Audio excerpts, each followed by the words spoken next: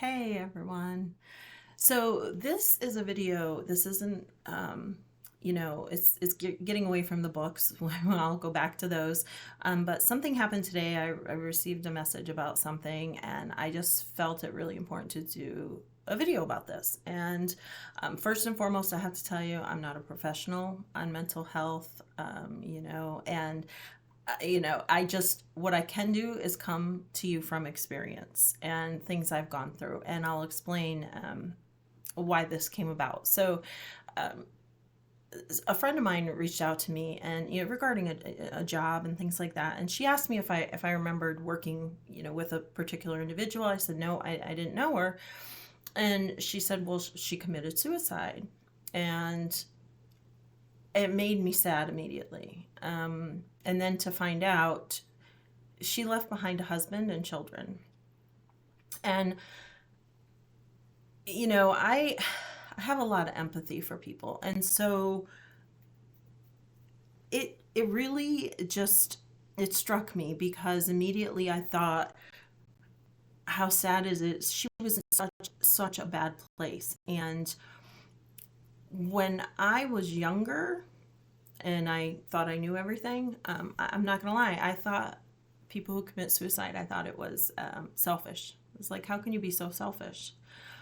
But as I got older and I dealt with my own depression, which really started with postpartum depression after my children, which again, I didn't think depression was a real thing until then. Um, you know, I realized that by the time people get to that point of committing suicide, they are really feeling that the people around them are going to be better off without them. That is how bad they feel about themselves or about life. And it's they they aren't thinking about, I don't think they're generally trying to hurt anyone. They really just think the world will be better off without me.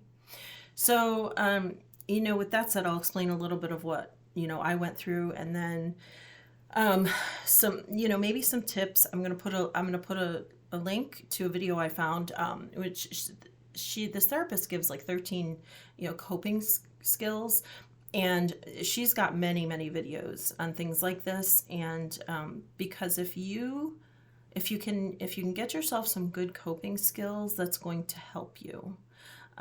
It won't, and like the therapist says, it's not going to solve everything. It's not going to solve your problems, but it can make a huge difference in whether or not you get help, or get help soon enough, or if you don't. That's where the coping skills really come in handy. So let me explain a little bit of what happened to me, and when I really, realized depression was a serious thing. I had my second son, and I had, he was a screamer. He would scream in the car from, driveway to driveway. And I was driving home from my mom's house, and I remember I was going down the road, and I was crying. I was feeling overwhelmed. I was a stay-at-home mom at that point. And I remember clearly I saw the cars coming, and I thought I could drive into oncoming traffic right now, and I could end this right now. Thank God my thought process was there to where I realized I don't want to hurt innocent people, which means my children and the people coming at me. I also realized this isn't right. This is not right to be thinking this way. So I got home. I put both of my kids to bed. I immediately called my doctor at the time because I was still, seeing my OBGYN. I called him. I was crying. I said, I need help.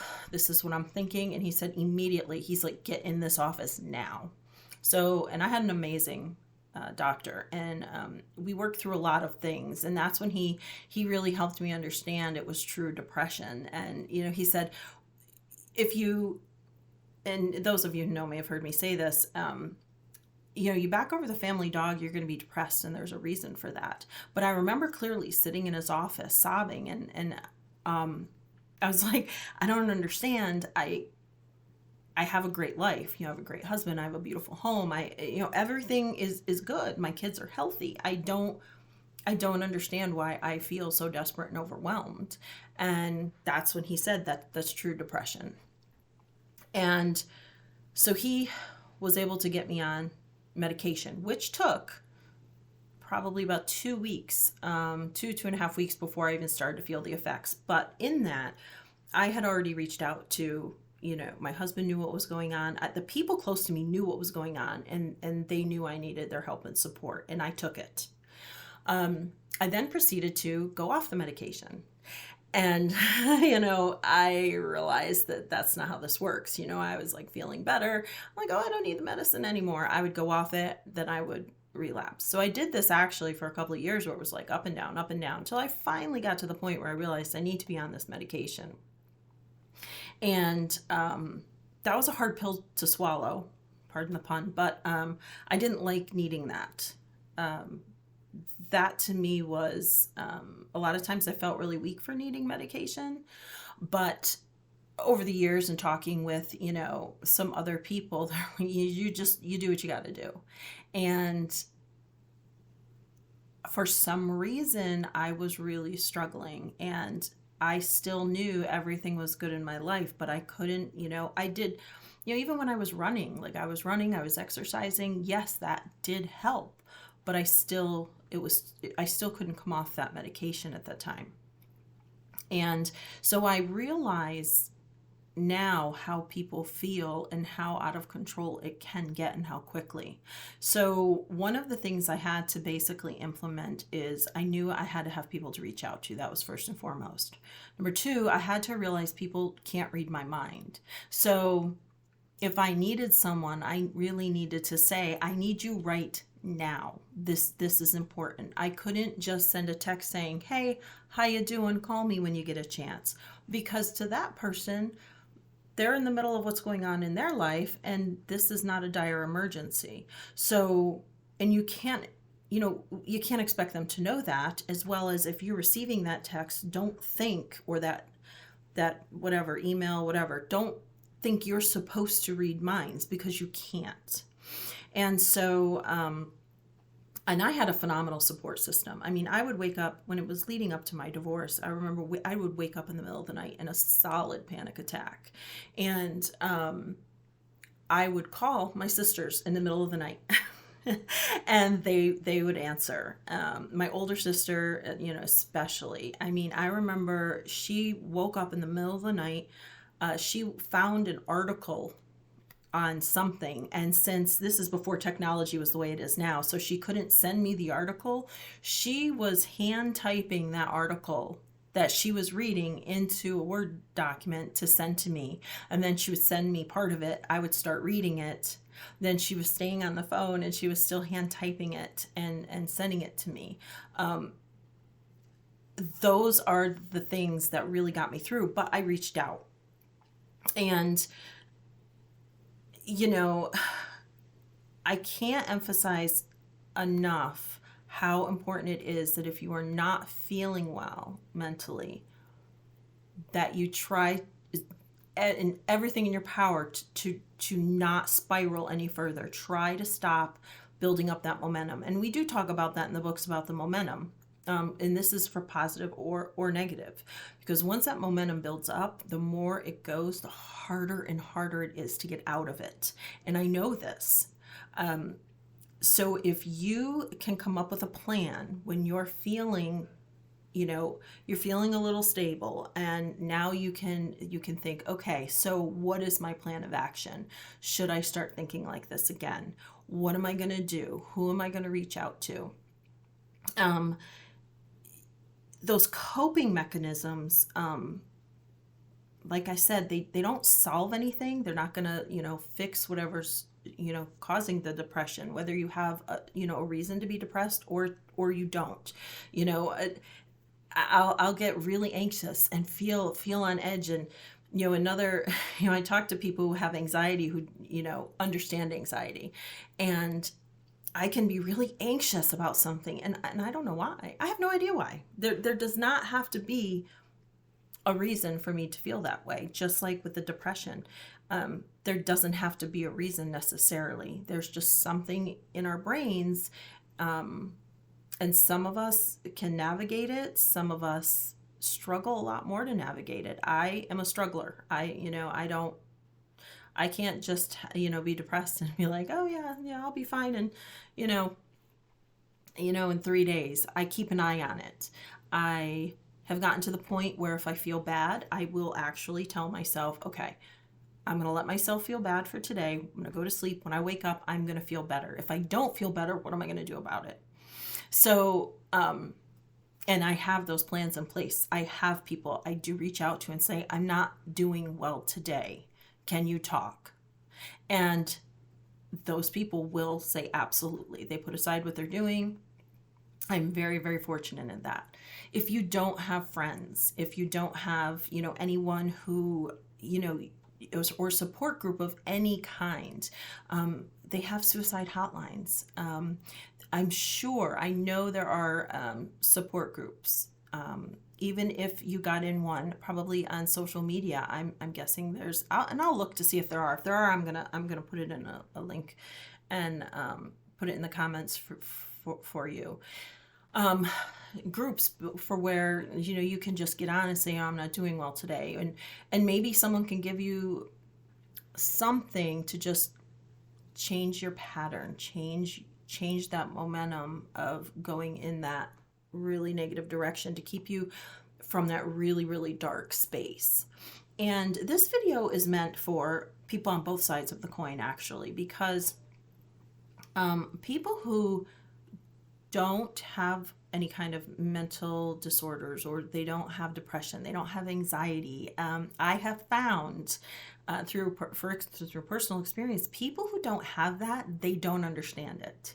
I have been told, oh, it's all in your head, or just get over it. I've had those things said to me, and it's kind of amazing that people struggle so much with understanding it, except for the fact that I was one of them. Like I said, until I had my kids, until I went through the postpartum depression, I thought depression was literally, pardon the pun again, in your head.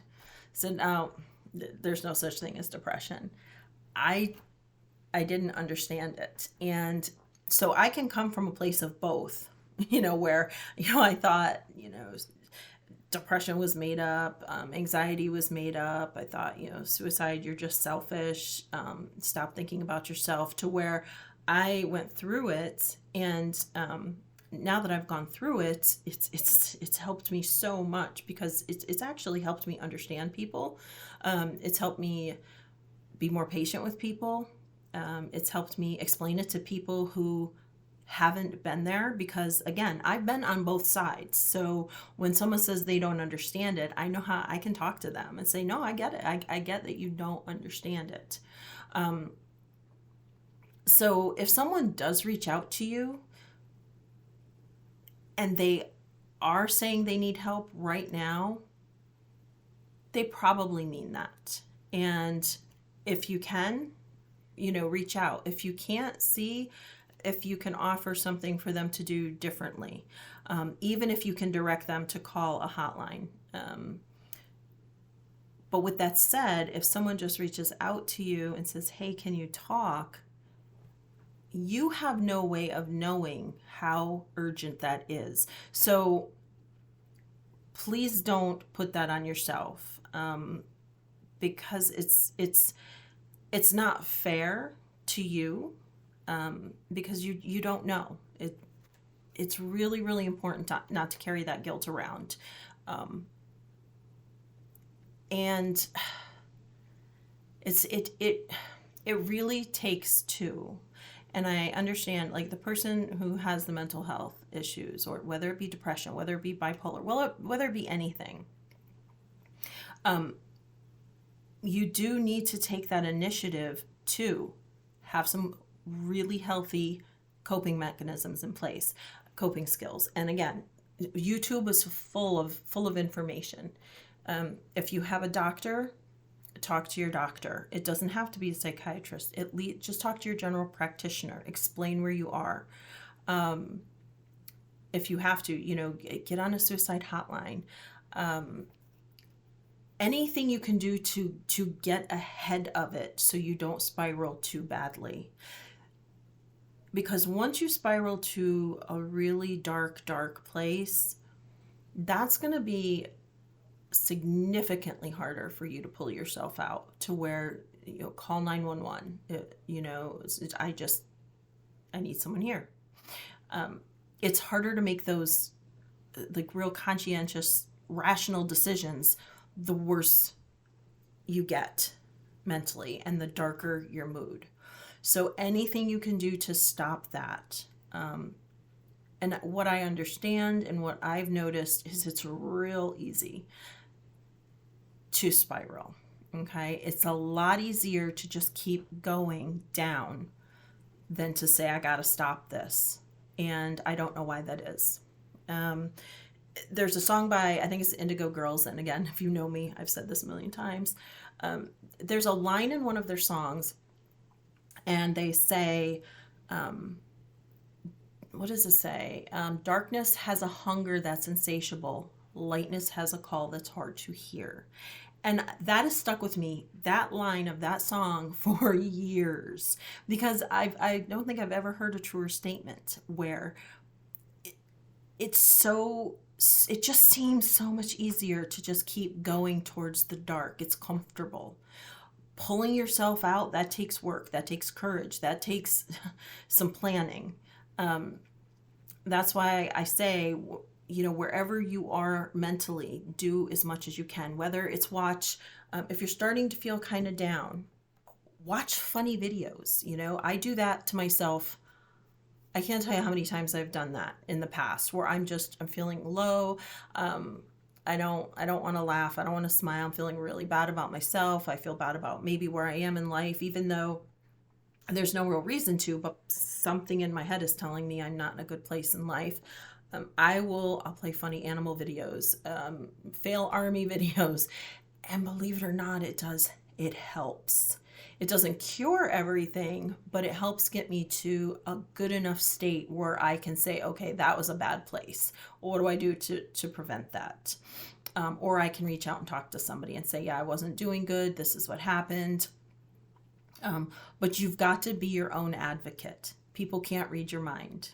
So getting those coping skills in place, having those plans in place before all this darkness really picks up momentum, that is key.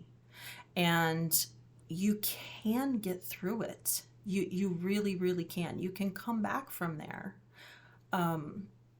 But, and I know this is hard to do when you're thinking, when you're in that mode of depression or, the anxieties, people do want you to come back from it. They do want to help you. So try not to let that little dark voice in your head tell you differently, because we all have that. And it's just simply it's not true.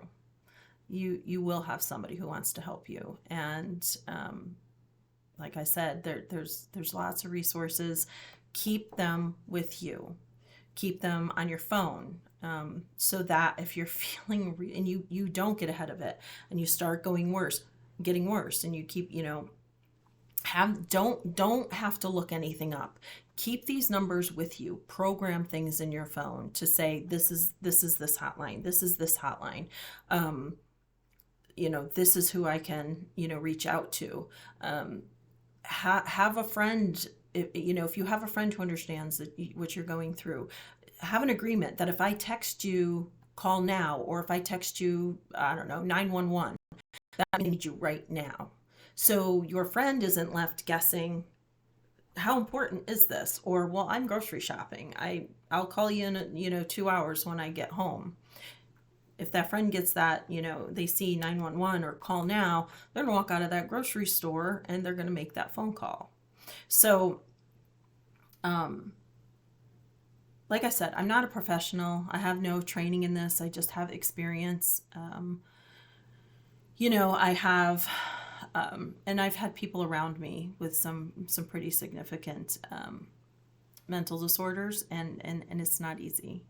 And I felt guilt for a long time, because I felt I couldn't help, and I had to realize that this person, they really need to take that first step and say, all right, this is my plan. This is my plan of action.